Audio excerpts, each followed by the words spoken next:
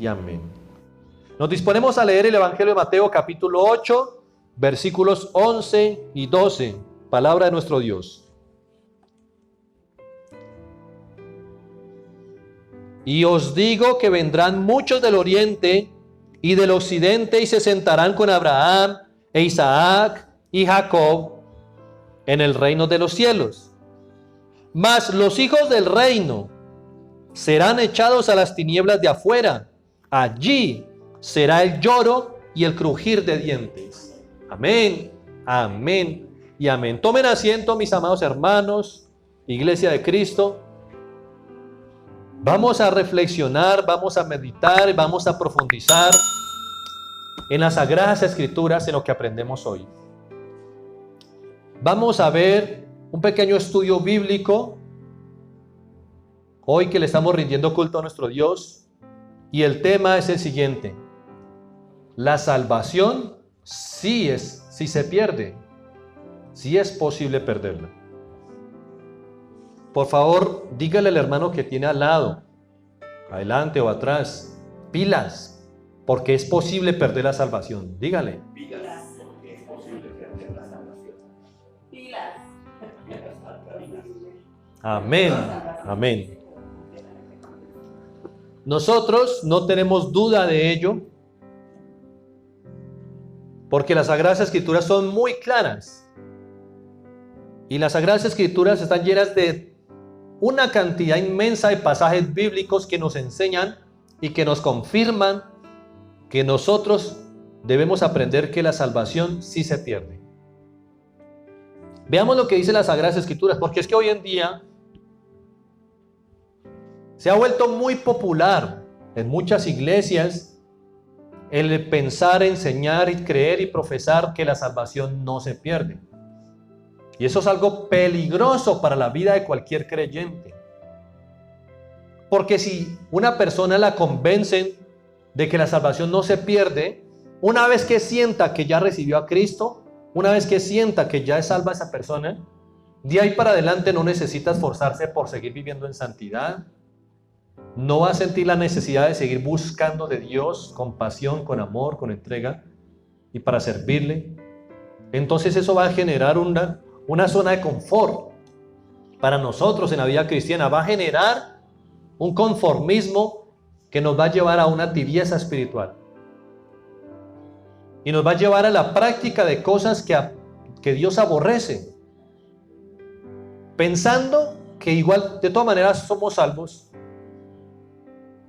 Veamos entonces lo que nos enseña la palabra del Señor. Aquí acabamos de leer acerca del reino de los cielos y acerca de la salvación. Jesús predicó que los hijos del reino pueden ser echados, y dice, y serán echados a las tinieblas de afuera. Jesús es el que está predicando aquí en el Evangelio de Mateo, capítulo 8, en los versículos que acabamos de leer. En este contexto bíblico, ¿quiénes son los hijos del reino? Necesitamos ver, confirmar quiénes son los hijos del reino. ¿Quién mejor para respondernos esa pregunta que nuestro Señor Jesús? El mismo que predicó estas palabras, que los hijos del reino serán echados a las tinieblas de afuera. La Biblia nos va a dar la respuesta. No vamos a buscar la respuesta en ningún libro secular.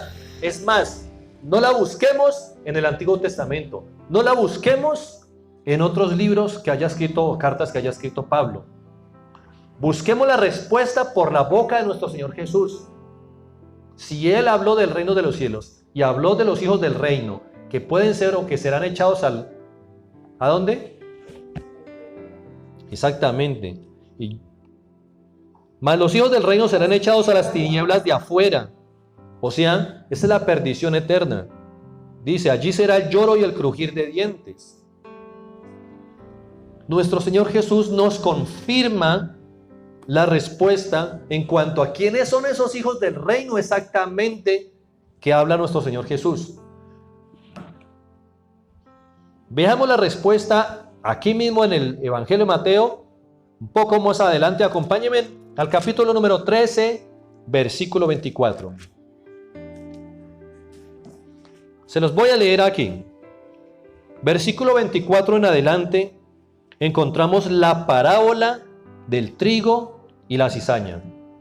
¿Cierto? Acompáñeme usted allí con la Biblia, leamos juntos. Les refirió otra parábola diciendo: el reino de los cielos es semejante a un hombre que sembró buena semilla en su campo. Diga, buena semilla en su campo. Buena semilla en su campo. Muy bien. Pero mientras dormían los hombres, vino su enemigo y sembró cizaña entre el trigo y se fue. Y cuando salió la hierba y dio fruto, entonces apareció también la cizaña. Versículo 27. Vinieron entonces los siervos del padre de familia y le dijeron: Señor, ¿no sembraste buena semilla en tu campo? ¿De dónde pues tienes cizaña? Y él les dijo: un enemigo ha hecho esto. Y los siervos le dijeron: ¿quieres pues que vayamos y la arranquemos? Él les dijo: no sea que al arrancar la cizaña arranquéis también con ella el trigo. Dejad crecer juntamente lo uno y lo otro hasta la siega, o sea, hasta el día de la cosecha. Y al tiempo de la siega, yo diré a los segadores: recoged primero la cizaña y atadla en manojos para quemarla, pero recoged el trigo en mi granero. El reino de los cielos es semejante a esto, y nos da esta parábola. Aquí está la interpretación, aquí está la explicación de esta parábola por nuestro Señor Jesús. Versículo 36.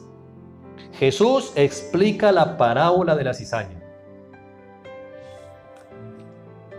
Entonces, despedida la gente, entró Jesús en la casa, y acercándose a él sus discípulos le dijeron: explícanos la parábola de la cizaña del campo. Respondiendo él les dijo: el que siembra la semilla es el Hijo del Hombre. ¿Quién es el Hijo del Hombre? Jesús, nuestro Señor Jesucristo. Amén. Muy bien. Él es el que siembra la semilla. El campo es el mundo. Eso lo conocemos. La buena semilla son los hijos del reino. La buena semilla son los hijos del reino. ¿Usted es buena o mala semilla? Buena. Amén. Así es. Buena semilla para Dios, los hijos del reino, los hijos de Dios. Y obviamente, si somos hijos del reino, pues somos salvos ya, porque tenemos fe en Jesucristo, nuestro Salvador. Y seremos apartados para ir al granero del Señor, o sea, donde lleva sus granos, si somos buenos granos, seremos llevados al reino de los cielos. Por eso dice los hijos del reino. Y está hablando de cuál reino, está hablando del reino de los cielos. No está hablando del reino de la tierra, porque dijo que es una parábola para enseñar acerca del reino de los cielos. Amén. Sigamos leyendo. La buena semilla son los hijos del reino y la cizaña son los hijos del malo. Los que no se apartaron del mundo, del pecado, los que no se arrepintieron, los que no vinieron a Cristo, los que no lo recibieron con todo su corazón. El enemigo que la sembró es el diablo. La siega es el fin del siglo, el fin del mundo, porque el juicio final será en el fin del mundo. Y los segadores son los ángeles. Entonces Dios está hablando acerca de la salvación. Jesús está dando una enseñanza acerca de la salvación aquí, la salvación eterna. Dice: de manera que como se arranca la semilla y se quema en el fuego, así será el fin de este siglo. Enviará el Hijo del Hombre a sus ángeles y recogerán de su reino. No está hablando de un reino de la tierra, de su reino. Si ya nosotros somos del reino de Jesús, es porque somos salvos. Amén. De su reino a todos los que sirven de tropiezo y a los que hacen iniquidad, y los echarán en el horno de fuego, y allí será el lloro y el crujir de dientes. Entonces, del reino del Señor, como dice que separará el trigo de la cizaña será separada. Pero la cizaña no es llamada hijos del reino. ¿Cierto que no? Entonces los justos, que son los hijos del reino, resplandecerán como el sol en el reino de su Padre. Amén. El que tiene oídos para oír, oiga. Ahora, conociendo quiénes son los hijos del reino, volvamos a leer Mateo capítulo 8, versículos 11 y 12. Dice: y os digo, Jesús también predicando esto, y os digo que vendrán muchos del oriente y del occidente, y se sentarán con Abraham e Isaac y Jacob en el reino de los cielos. Está hablando del reino de los cielos, pero dice, mas los hijos del reino, ¿de cuál reino? De los cielos. Mas los hijos del reino de los cielos serán echados a las tinieblas de afuera, allí será el lloro y el crujir de dientes. O sea que, si una persona es hijo del reino de los cielos, ya su situación en cuanto a la salvación prácticamente está asegurada. Pero Jesús dice, no se confíen, porque se salvarán otras personas que hoy en día son pecadores, que hoy en día practican la idolatría, porque ellos se arrepentirán y demostrarán gran fe a nuestro Señor Jesús. En este pasaje bíblico está muy claro que la salvación sí es posible que se pierda. Sí se pierde. Sí es posible que un hijo del reino sea echado al infierno. Si eso no fuera posible, entonces por ser hijo del reino jamás sería echado a las tinieblas de afuera. Eso lo tenemos muy pero muy claro. Entonces definimos que la palabra de Dios nos enseña lo siguiente: los hijos del reino pueden perder la salvación si dejan de perseverar hasta el fin, porque la palabra dice, el que persevera hasta el fin será salvo. Se lo está diciendo a los que ya están perseverando, ¿cierto? Y les está diciendo, sí están perseverando, pero escuchen esto, el que persevere hasta el fin, no importa si tú estás perseverando hoy, si el día de mañana llegan momentos duros de prueba, de tentación, no lo soportas, no resistes, sino que caes, entonces habrás dejado de perseverar hasta el fin. Y los que dejan de perseverar, es decir, los que comenzaron perseverando en la vida cristiana como discípulos de Jesús, pero a mitad de camino, o ya cuando el camino haya sido muy avanzado, dejan de perseverar, dice, solamente los que perseveren hasta el fin serán salvos. O sea, Dios está diciendo allí, no serán salvos si dejan de perseverar. No está hablando de los no creyentes, de los no convertidos. Amén. Por ejemplo, una persona que esté bien con Dios, tenga su familia y todo, camine firme, y se le muere un ser querido, se le muere papá, la mamá, o hijo, otras cosas, y hasta ahí llegó. Ya se enoja con Dios, ya se aleja, Sí. ya, o sea, dejó de perseverar.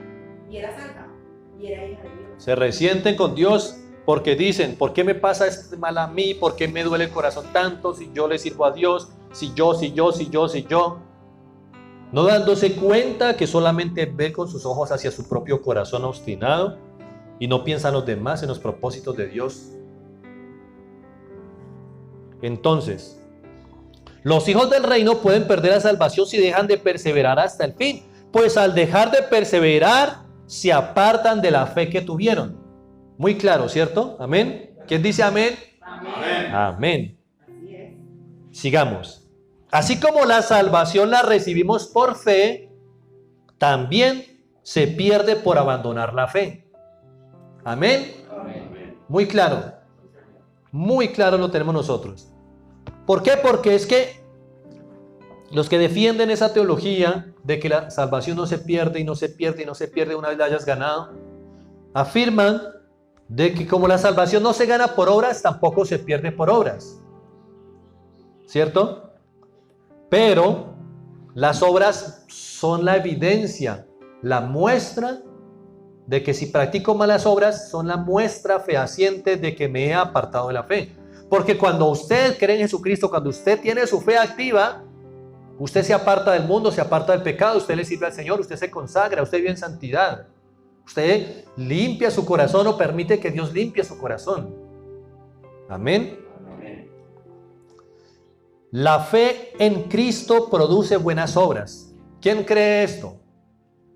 La fe en Cristo Produce buenas obras. O sea que si tú tienes fe en Jesucristo nuestro Señor, empiezas a producir buenas obras, empiezas a hacer cosas buenas, buenos actos, a ser mejor persona, buen testimonio, ayudar a los demás y todo eso. Se demuestra que tenemos fe en Jesucristo por nuestras buenas obras. ¿Cierto que sí? Las buenas obras o las obras que nosotros hacemos son la evidencia de nuestra fe. Dígame usted qué piensa o qué le dice a un hermano que asista a la iglesia, que lleve ya un año asistiendo a la iglesia con nosotros, o cualquier congregación, y te hable con Dios en la boca todos los días y a toda hora y se aprenda versículos de memoria, pero en su casa sus vecinos dicen, ese grita, dice insultos, a cada ratico le pega a la esposa, la ha engañado en este último año 3 veces.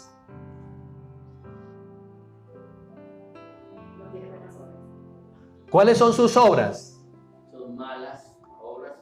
Pero él dice con su boca que él tiene fe. Se sabe versículos de memoria.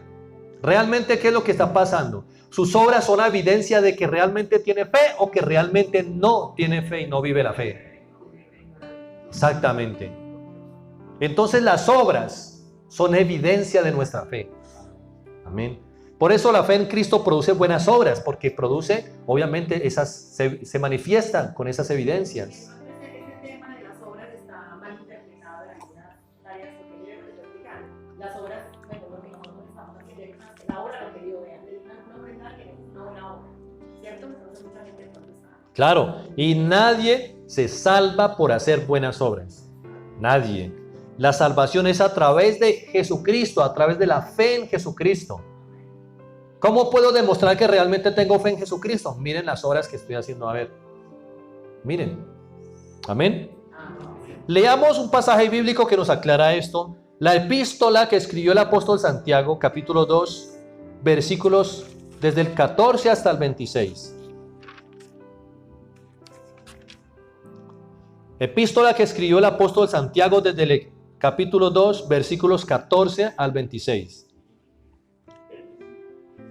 Hermanos míos, la Reina Valera tiene como título allí, la fe sin obras es muerta. Hermanos míos, ¿de qué aprovechará si alguno dice que tiene fe y no tiene obras? ¿Podrá la fe salvarle? Buena pregunta que hace el apóstol Santiago. Como el ejemplo que les acabé de colocar. ¿Qué aprovechará si alguno dice que tiene fe? Con su boca, la verdad, las palabras son fáciles de decir. Hablar es fácil, pero demostrar es lo difícil. Nosotros podemos demostrar con nuestras obras, cualesquiera que sean, cuál es realmente la fe que nosotros tenemos. Versículo 15. Y si un hermano o una hermana están desnudos y tienen necesidad de mantenimiento de cada día, o sea, necesitan comida, necesitan vestirse, necesitan techo, y alguno de vosotros le dice, id en paz y calentaos y saciaos, pero no le dais las cosas que son necesarias para el cuerpo, ¿de qué aprovechan? Si tú sabes que un hermano o hermana, dice aquí en Cristo, tiene necesidad, está pasando por momentos de escasez en su casa, en su familia, necesita para la comida en su casa, en su familia, necesita para el abrigo de sus hijos, y tú le dices, hermano, tranquilo, yo te ayudo orando por ti, ve en paz, y tú con comida en tu casa y no le compartes ni un poquito. Sí, vas a la iglesia, te aprendes la Biblia de memoria, hasta puedes estar predicando en la iglesia, puedes estar levantando la voz alabando a Dios, puedes hacer tus ayunos todos los días de la semana, puedes hacer tus vigilias, pero no haces eso. No demuestras con tus obras tu fe. Porque cuando tú amas a Dios, aprendes a cumplir el segundo mandamiento. El primero es amarás a Dios con todo tu corazón, con todas tus fuerzas, con toda tu alma. Y el segundo mandamiento lo practicamos y lo aprendemos cuando aprendemos a amar a Dios. Aprendemos a amar a nuestros semejantes, a nuestro prójimo, a nuestros hermanos. Entonces, ¿cómo voy a manifestar esa fe y ese amor a mis hermanos si yo le digo, uy, ojalá consiga para comer, ve en paz, Dios te bendiga y que puedas comer? Debemos compartir de lo que tenemos y demostrar con nuestras obras ¿Cuál es la fe que estamos viviendo, la que estamos profesando, predicando? Amén. Versículo 16, 17. Así también la fe, si no tiene obras, es muerta en sí misma. Fácil de entender. Pero alguno dirá, tú tienes fe y yo tengo obras. Muéstrame tu fe sin tus obras y yo te mostraré mi fe por mis obras. Está confirmando el apóstol Pablo. Yo puedo mostrarte a ti mi fe a través de las obras, de las cosas que yo hago. Así es como yo te muestro mi fe. Perdón, Santiago, gracias, sí. Versículo 19. ¿Tú crees que Dios es uno? Bien haces, pero también los demonios creen y tiemblan. Mas, ¿quieres saber, hombre vano, que la fe sin obras es muerta? ¿No fue justificado por las obras Abraham, nuestro padre, cuando ofreció a su hijo Isaac sobre el altar?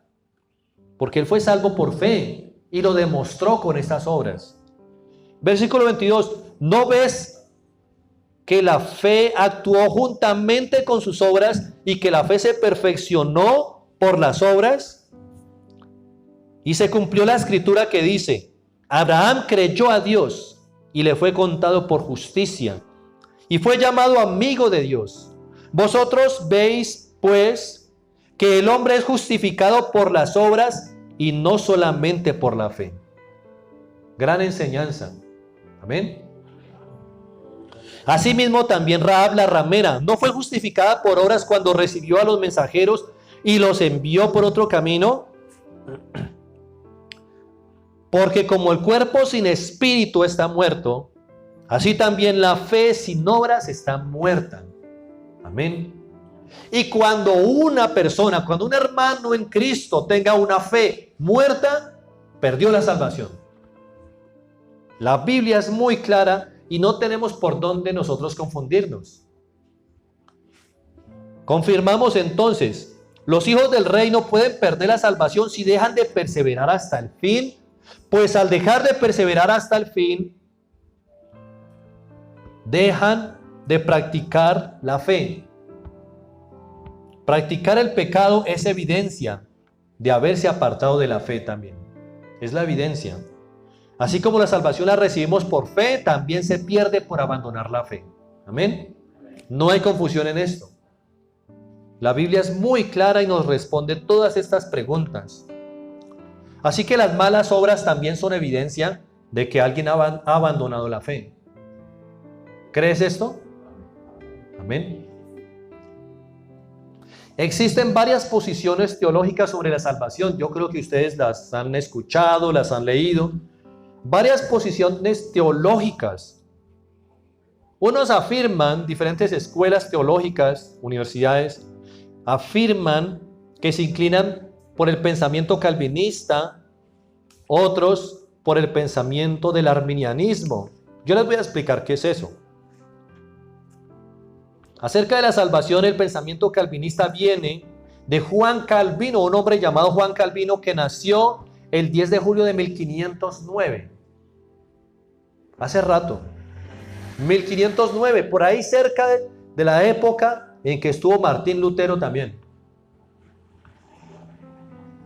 Este hombre, Juan Calvino, nació en Francia, el hombre era francés, teólogo francés, considerado como uno de los autores de la Reforma Protestante. Y él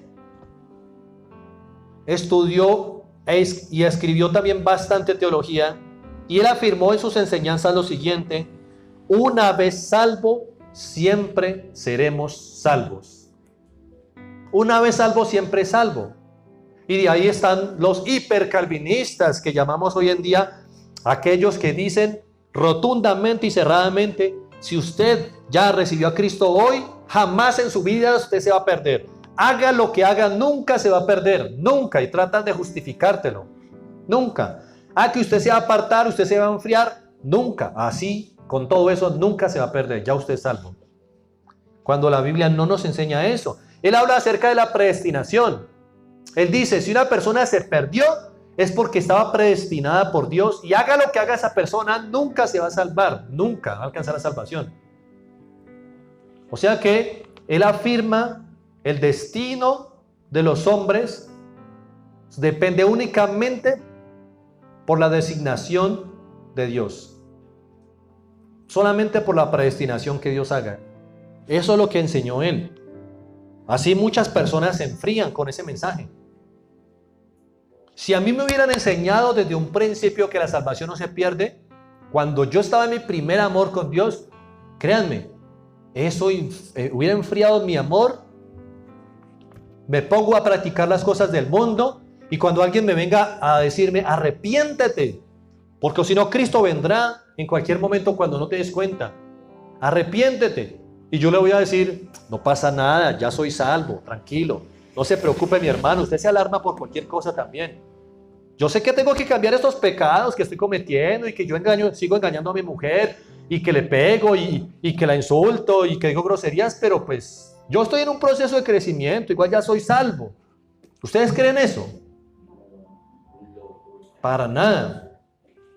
Ahora, ¿cuál es el pensamiento del arminianismo? Viene de un hombre también llamado Jacobo Arminio, de su teología, de sus estudios. Este hombre nació el 10 de octubre de 1560 en los Países Bajos. Es un teólogo neerlandés. Jacobo Arminio. El hombre se levantó con su estudio teológico afirmando completamente lo opuesto. Todo lo opuesto a Juan Calvino, y dijo, no señor, la salvación sí se pierde. Una vez que usted haya alcanzado la salvación, su momento de ser salvo, de usted convertirse a un heredero del reino de los cielos, como leímos ahora, como dice nuestro Señor Jesús, hijo del reino de los cielos, usted aún así puede ser echado al infierno, al lago que arde con fuego y azufre, si usted no se porta bien, si usted no abandona la fe. Pero resulta que él lo enseñaba desde el punto de vista en que sustentaba lo siguiente: la salvación es la cooperación del hombre con la gracia divina a través de la fe. Muy diferente, muy opuesto a lo de Juan Calvino. Porque lo que enseñó Juan Calvino es que el hombre no coopera, o sea, lo que haga o deje de hacer el hombre no tiene nada que ver. Si Dios dijo que usted se iba a salvar antes de que usted naciera, pase lo que pase, usted se va a salvar.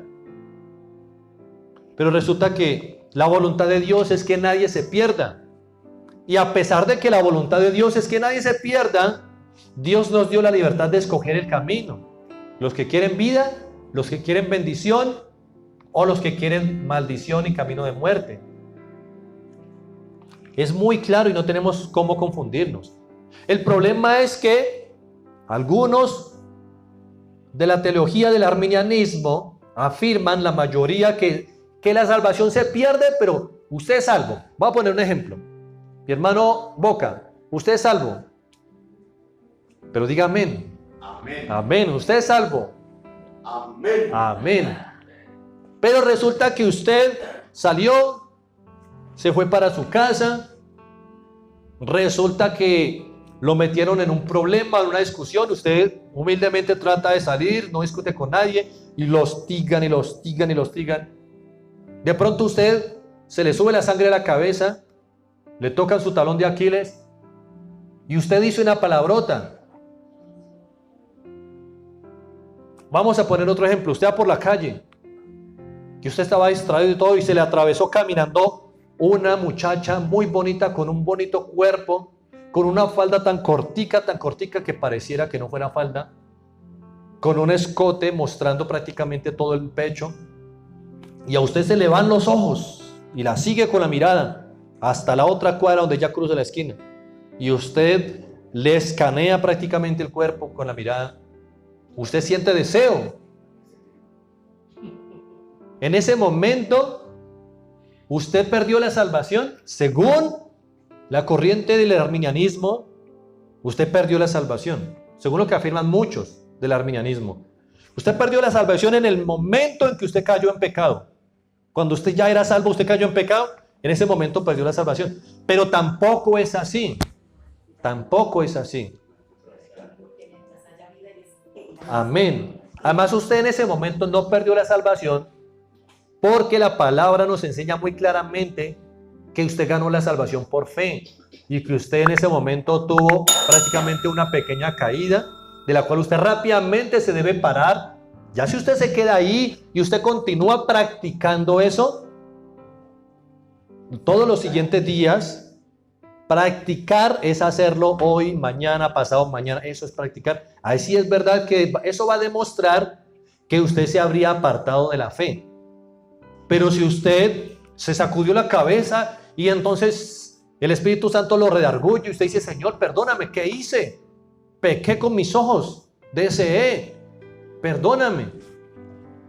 O dije una palabrota en ese momento usted le pide perdón a Dios. Y usted, todos esos días más adelante, usted no vuelve a practicar eso. Entonces usted está demostrando con sus obras que usted todavía está en la fe. Pero si usted vuelve y lo mismo y le pido perdón a Dios, y mañana digo una palabrota y le pido perdón a Dios, y mañana vuelvo a mirar a otra mujer con deseo y le pido perdón a Dios todos los días, pues todos los días estoy pidiendo perdón con la boca, pero con mis acciones estoy demostrando unas obras que demuestran que estoy apartado de la fe. Entonces son dos cosas diferentes. Bien pueda, mi hermano. Pastor, y si yo, digamos, por ejemplo, en ese momento que estoy reseteando a la muchacha, salgo y un carro me arrolla y muero, En ese momento pierdo mi salvación. es posible que sí, porque no tuvo tiempo. Porque no alcancé a... Así es. No tuvo tiempo y Dios sabe cómo hace sus cosas y sabemos que si pasó un carro por encima no fue casualidad, sabemos que Dios todo lo controla. Por eso aprovechemos cuando tenemos vida y tenemos tiempo para ponernos a cuentas con nuestro Dios. Entonces, vamos a ver unos pasajes bíblicos que nos enseñan que la salvación sí se pierde, pero no inmediatamente después de caer en un pecado. Dije caer, no practicar un pecado. ¿Sí? Exactamente. La salvación es posible perderla después de practicar el pecado, no después o no inmediatamente después de caer.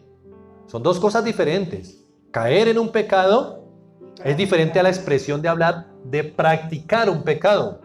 Practicar es como los que practican fútbol. ¿Quiénes son los que practican fútbol? Esos que entrenan 2, 3, 4, hasta 5 días a la semana van a entrenar fútbol porque lo practican. Lo entrenan para luego debutar en partidos de diferentes competencias y todo eso. Pero una persona como yo, como mi hijo Juan, pero una persona como yo, que yo juego fútbol por ahí 2 veces al año y eso es mucho. Y eso, me paro en la cancha y corro, a eso yo le llamo jugar. Juego estorbo derecho.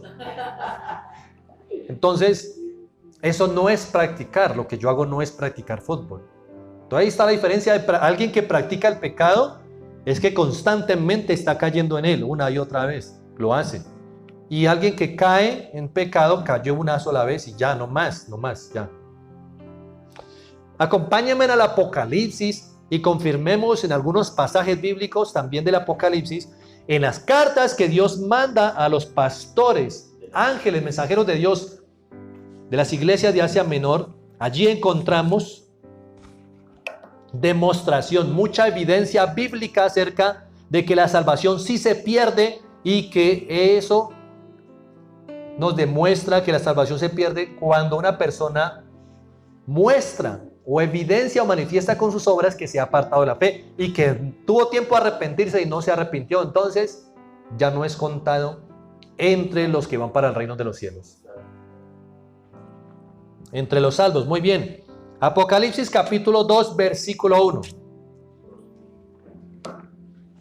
Escribe al ángel de la iglesia en Éfeso, al pastor, al ministro que está predicando, pastoreando la iglesia en Éfeso, ¿cierto? Dice, el que tiene las 7 estrellas en su diestra, el que anda en medio de los 7 candeleros, dice esto: yo conozco tu arduo trabajo, yo conozco tus obras y tu arduo trabajo y paciencia, y que no puedes soportar a los malos, y has probado los que se dicen ser apóstoles y no lo son, y los has hallado mentirosos. Yo le pregunto una cosa: ¿a quién va dirigida esta carta, que sabemos es el mensajero que Dios tiene el ángel de Dios, el mensajero de Dios que está en Éfeso, ¿él será salvo? ¿Dios lo puso a predicar porque era salvo o porque estaba perdido? Obviamente ya está salvo. Ya está salvo porque Dios escoge a los suyos, a sus mensajeros, para predicar su palabra, para pastorear, para evangelizar. Y a este hombre que Dios lo escogió para predicar, un líder de la iglesia, obviamente salvo, discípulo de Jesús, que además está liderando, miren lo que Dios le dice. Versículo 3, y has sufrido, y has tenido paciencia, y has trabajado arduamente por amor de mi nombre, y no has desmayado. Pero tengo contra ti que has dejado tu primer amor. O sea que está demostrando que sí tenía su primer amor antes, y en su primer amor obviamente está salvo. Ahí va como en el camino de perder. Exactamente. Pero tengo contra ti que has dejado tu primer amor. O sea que una persona que ya ha sido salva puede enfriarse y dejar su primer amor. ¿Y luego qué sucede? Recuerda por tanto de dónde has caído y arrepiéntete y haz las primeras obras, pues si no vendré pronto a ti y quitaré tu candelero de su lugar si no te hubieres arrepentido. El mensaje del llamado al arrepentimiento es para alguien que ya es salvo. Alguien que ya conoce la palabra. Si nosotros recibimos la predicación cuando no conocíamos de Dios y nos dijeron, arrepiéntete que Cristo te ama, y nos arrepentimos de nuestros pecados. Pero cuando ya soy salvo, viene un mensaje de Dios y me dice, arrepiéntete. O sea que, así es posible que si no me arrepiento, aunque ya había sido salvo días o tiempo atrás, si yo me enfrío, si me vuelvo tibio en mi corazón, si pierdo mi primer amor, entonces yo no puedo sentirme que de todas maneras voy a terminar en el cielo. Miren que indirectamente se está arrastrando sutilmente esa enseñanza secular. Porque en este mundo, cuando nosotros no leíamos la Biblia, cuando no conocíamos qué estaba escrito en la Biblia, no conocíamos a nuestro Dios, pensábamos que todo el mundo iba para el cielo. Vivíamos en el mundo, estábamos muertos de nuestros delitos y pecados y creíamos que, ay, mi familiar se murió, otra alma más en el cielo, alumbrando el cielo con Dios. Sí, que descanse en paz, Dios lo tenga en su gloria. Ese es el dicho secular en el mundo para todo el que pierde un ser querido. Inclusive contando personas que han sido mentirosos, ladrones, ávaros hasta el último día de su muerte, borrachos, maldicientes, y que nunca se arrepintieron de sus pecados y dicen que fueron para el cielo. Y queremos traer esa enseñanza para la iglesia diciendo que una vez salvo, siempre salvo. O sea, todos los que partan de este mundo, que se congregan con nosotros, con seguridad se fueron para el cielo. Con seguridad. Pero es que el hermano se había vuelto frío, tibio, y empezó a pecar, a dar mal testimonio en esto y lo otro. Hablamos con el hermano no quiso cambiar su manera de vivir. Y así duró 6 meses hasta que se murió de un infarto. Y decimos, el hermano se salvó. Uy, se fue para la presencia de Dios, arriba al reino de los cielos. ¡Qué bendición, gloria a Dios! Queremos traer esa enseñanza de que todos se salvan, hagan lo que hagan, a la iglesia. Y no, la palabra de Dios es clara, es precisa. Ahora veamos capítulo 2, versículo 12. El mensaje a la iglesia de Pérgamo, al pastor de la iglesia de Pérgamo. Y escribe al ángel de la iglesia en Pérgamo, el que tiene la espada aguda de 2 filos, dice esto: yo conozco tus obras y dónde moras, donde está el trono de Satanás. Pero retienes mi nombre y no has negado mi fe, ni aún en los días en que Antipas, mi testigo fiel, fue muerto entre vosotros, donde mora Satanás. Pero tengo unas pocas cosas contra ti, que tienes ahí a los que retienen la doctrina de Balaam, que enseñaba a Balac a poner tropiezo ante los hijos de Israel, a comer de cosas sacrificadas a los ídolos y a cometer fornicación. O sea que él está permitiendo la fornicación dentro de la iglesia, dentro del pueblo, y está diciendo, sin reprenderlos, que van bien, van por buen camino. Entonces está el llamado de arrepentimiento.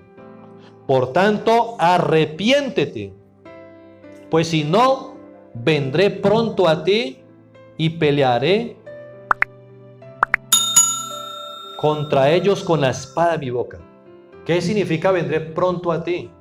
¿Usted sabe cuál es el tribunal de Cristo?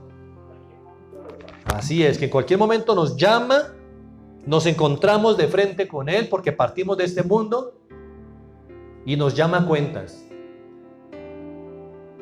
O si no, vendré pronto a ti. Lo está llamando al arrepentimiento y no ha perdido la salvación porque en este momento le está diciendo, si usted no lo hace, si usted no hace caso, si usted no se arrepiente, le estoy dando tiempo, entonces ahí sí se pierde, mijo.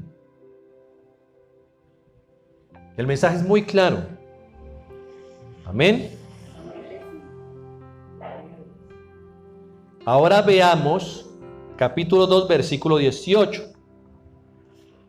El mensaje al pastor de la iglesia que está en Tiatira. Y escribe al ángel de la iglesia en Tiatira, el Hijo de Dios, el que tiene ojos como llama de fuego y pies semejantes al bronce bruñido, dice esto: yo conozco tus obras y amor y fe y servicio y tu paciencia, y que tus obras postreras son más que las primeras. Es un hombre trabajador en el ministerio, fuertemente trabajador. Versículo 20, pero tengo unas pocas cosas contra ti, que toleras que esa mujer Jezabel, que se dice profetiza, se dice porque no lo es, enseña y seduzca a mis siervos a fornicar y a comer cosas sagradas a los ídolos. Eso es abominación para Dios. Y él trabaja muy fuerte en la obra, pero está permitiendo eso en la iglesia. Entonces Dios le dice, he aquí, versículo 21, y le he dado tiempo para que se arrepienta. Mire lo que hablamos nosotros. Dios siempre a todos nos ha dado tiempo para que nos vayamos al arrepentimiento.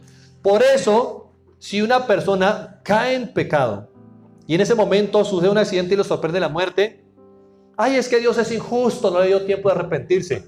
Solamente Dios sabe lo que realmente había en el corazón de esa persona.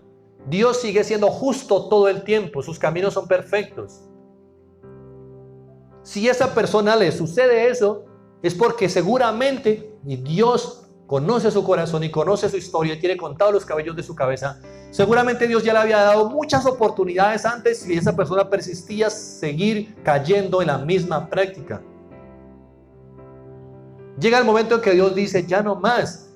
Dios es tardo para la ira, grande misericordia, pero dice tardo para la ira, no dice que jamás se va a irar. Miren, el pueblo de Israel cuando iban por el desierto, airaron al Señor varias veces. Lo hicieron airar. ¿Por qué? Por su necedad, por su rebeldía. Entonces sigamos leyendo, versículo 21. Y le he dado tiempo para que se arrepienta, pero no quiere arrepentirse de su fornicación. Vamos ahora al capítulo 3, versículo 1. El mensaje a Sardis. Escribe al ángel de la iglesia en Sardis, el que tiene los 7 espíritus de Dios y las 7 estrellas, dice esto: yo conozco tus obras, que tienes nombre de que vives y estás muerto. ¿Qué significa eso? ¿Tiene? Exactamente, aparentemente, sí, claro, es un siervo de Dios. Está muerto. ¿Qué significa que está muerto? Él respiraba todavía. Exactamente. Exactamente. O sea que le está diciendo en ese momento, usted en este momento ya perdió la salvación, ya no la tiene. Eso le está diciendo. Tienes nombre como si fueras un heredero del reino de los cielos, un hijo del reino de los cielos, un hijo de Dios. Pero realmente estás muerto. O sea que Dios no iba a sorprenderlo allí para reclamar su alma por pura misericordia. Exactamente. Y con esta exhortada. No, y que lo bueno y lo maravilloso de Dios es que Él no nos coge a quemarropa y nos pone de imprevisto. O sea, siempre nos advierte, siempre nos dice, siempre está ahí. Hágale, cambie, mejore. Así es. Amén. Siempre. Que tiene. Yo conozco tus obras, que tienen nombre de que vives y estás muerto. Sé vigilante y afirma las otras cosas que están para morir. Le está diciendo, usted tiene cositas en la carne que no han muerto. Afírmese y haga vigilia. Eso es lo que le está diciendo. Mis hermanos, si alguien que esté escuchando esta palabra aquí o en las redes sociales, porque va a quedar grabada y publicada, tiene cosas en la carne, tenemos cosas en la carne que todavía no han muerto, mire lo que dice el mensaje de Dios. A vigilar. Hay que quebrantar esta carne. Amén. Es un llamado al arrepentimiento. No es, ay, en el tiempo de Dios lo voy a lograr, estoy en crecimiento, Dios me tiene que tener paciencia. Mire lo que Dios está hablando en su palabra. Sé vigilante y afirma las otras cosas que están para morir, porque no he hallado tus obras perfectas delante de Dios. Dios te bendiga, gracias. No he hallado tus obras perfectas. Y Dios exige que nuestras obras sean perfectas. Nuestras obras no nos salvan, pero es la evidencia de que tenemos o no tenemos fe. Y si tenemos fe, nuestras obras tienen que ser buenas. Y Dios dice perfectas. Amén. Sigamos leyendo. Acuérdate pues de lo que has recibido y oído y guárdalo. Mire lo que le está diciendo. Y arrepiéntete. Pues si no velas, ¿saben qué es velar, cierto? Mi hermano Camilo, explíquenos qué es velar. Velar es estar siempre disponibles para leer la palabra a ciertas horas del día, de la noche, porque no sabemos a qué hora vivir. Amén. Pues si no velas, vendré sobre ti como ladrón, y no sabrás a qué hora vendré sobre ti. Para el tribunal de Cristo. Muy claro lo tenemos aquí. Versículo 4. Pero tienes unas pocas personas en Sardis, o sea, usted está muerto, pero hay unos que están en la iglesia que están salvos, está diciendo, que no han manchado sus vestiduras y andarán conmigo en vestiduras blancas porque son dignas. Le está diciendo al mensajero de Sardis, usted no es digno. No es digno. Amén. Amén. Versículo 5. El que venciere será vestido de vestiduras blancas y no borraré su nombre del libro de la vida. Después de haberle dicho a él prácticamente, usted tiene borrado su nombre del libro de la vida, pero arrepiéntase que todavía tiene oportunidad. Arrepiéntase. Amén. Muy claro. Es que no hay por dónde confundirse. Como pastor, como ministro, como evangelista, como maestro de la palabra, tengo una grande responsabilidad delante de nuestro Dios, de enseñar a quienes escuchen lo que yo predico, lo que yo enseño. Cuando yo evangelizo, predicar la verdad para que las personas se aperciban y entonces se salven al escuchar la voz de Dios cuando leen la palabra. Pero yo no puedo permitir que las personas, las ovejas del Señor, sigan pensando que una vez salvos, siempre salvos, para que se pierdan pensando que van a ser salvos. Se van a dar cuenta cuando partamos de este mundo que Dios aquí siempre ha hablado la verdad y que no hay por dónde confundirse. Necesitamos tener ese amor vivo por nuestro Dios, estar en ese primer amor. O si no, perdemos la salvación, incluyéndome a mí, incluyéndome. Si no tengo activo el primer amor, no soy salvo. Así le haya predicado a todo Colombia, a otros países, y se hayan convertido a Cristo y se hayan salvado muchos, porque el pastor de Sardis estaba, aunque fue salvo ya, su nombre fue borrado del libro de la vida en el momento que recibe esta carta, porque eso es lo que dice, y le dice, usted está muerto. Pero hay otros que están allí en la iglesia de Sardis que están vivos y están vestidos de blanco. Ellos sí son dignos, usted no. Sí. Así que no vaya a ser que yo, siendo predicador, o usted, hermano o hermana en Cristo, que usted le hable a otras personas en la calle para que se alejen del pecado y ellos le hagan caso y se arrepientan y vengan a Cristo y vayan a Cristo, y que usted y yo nos perdamos. Terrible. Pero así es la verdad. Y tenemos que pellizcarnos, como decía mi abuelita o mi mamá. Tenemos que pellizcarnos.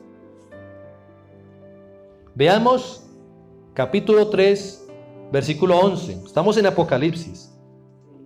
El mensaje a Filadelfia, al pastor que está sirviéndole a Dios en Filadelfia. Versículo 11.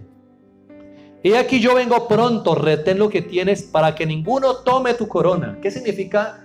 Que tú ya tienes una corona, pero la puede tomar otro. Exactamente.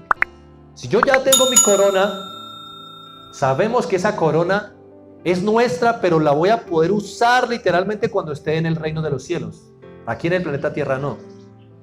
Ya es mía. Ya es mía, ¿por qué? Porque soy salvo, ¿cierto? A partir de que tú eres una persona salva, a través de la fe en Cristo Jesús, a partir de ese momento recibes, ya es tuya una corona, la corona de la vida. Pero, como dice aquí, y aquí yo vengo pronto, retén lo que tienes. Si tú no retienes lo que tienes en tu corazón, lo que Dios te ha enseñado, lo que Dios ha sembrado, otro va a tomar tu corona porque ya no vas a ir allá. Y esa corona no la van a echar a la basura. Dios se la da a otro.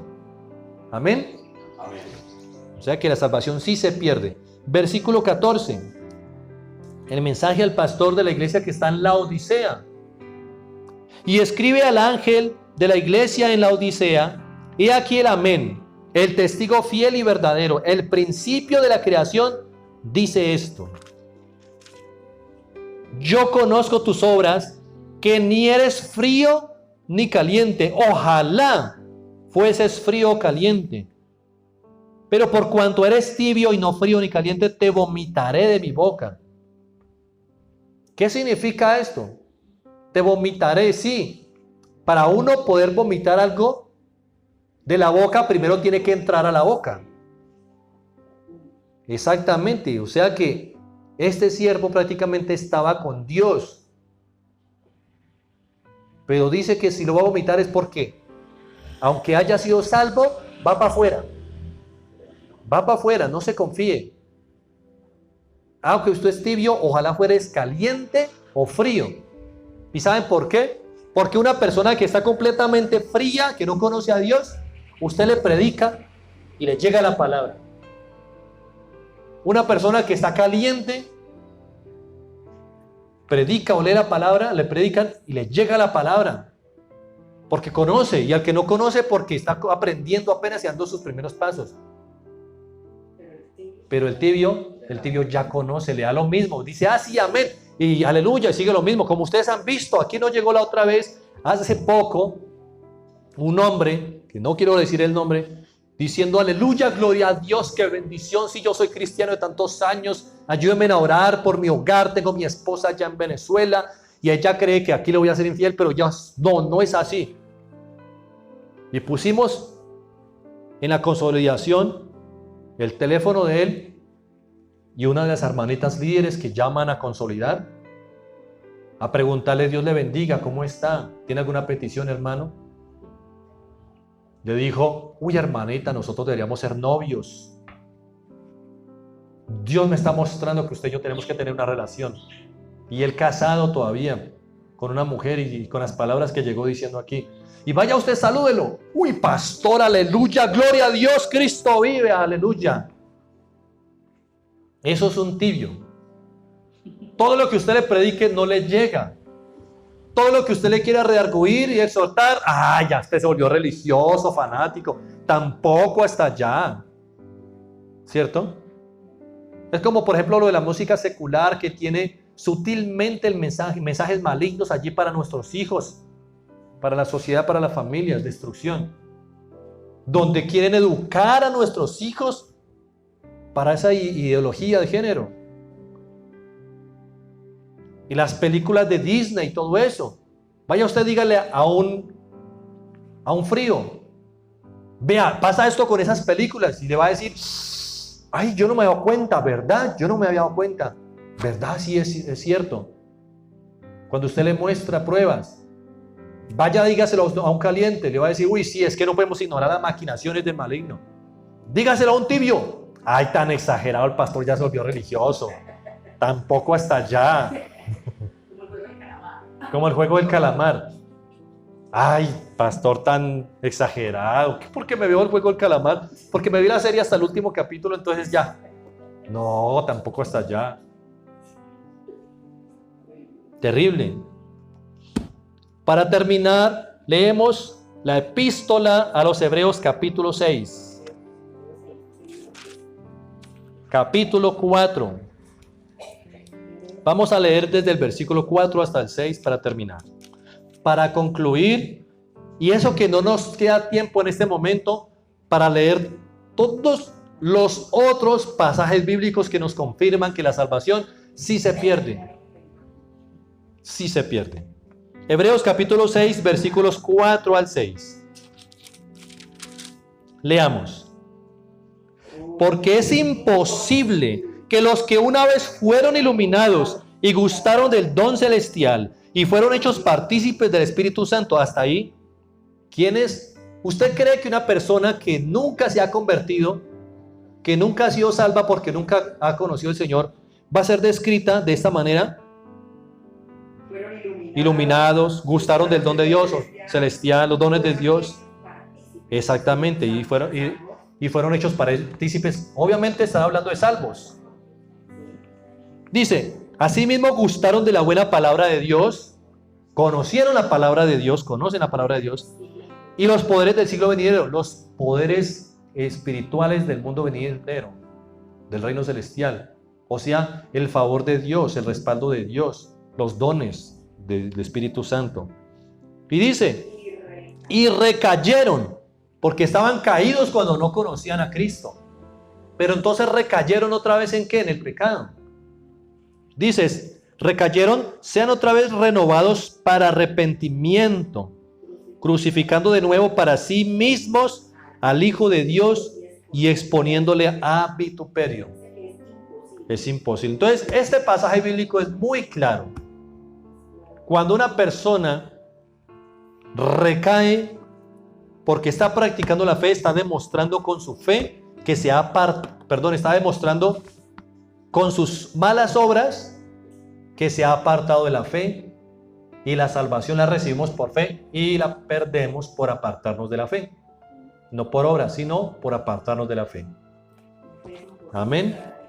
Démosle gracias a nuestro Dios por su bendita y poderosa palabra. Le pido el favor a nuestra amada pastora que nos dirija en la administración, que le agradezcamos a Dios porque podemos tener esta lámpara para iluminar nuestros pies, nuestro camino, que es la bendita palabra de nuestro Dios, y no dejarnos confundir por las corrientes teológicas de este mundo. Amén. Amén. Este es un tema que a mí me encanta y es un tema muy debatido ahorita que estoy estudiando la teología, así que está en